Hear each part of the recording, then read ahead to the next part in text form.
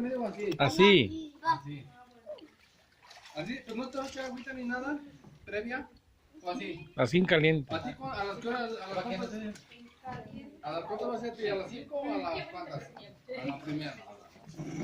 Acuérdate cómo se acostó este Yendi. Así. A la segunda.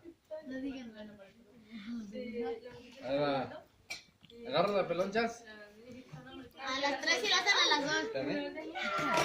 ¿Eh? A la rorroñiño y a la rorroña.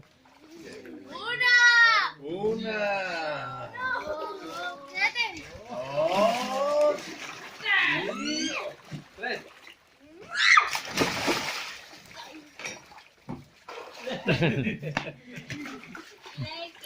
Yo quiero. Pausa. Pau.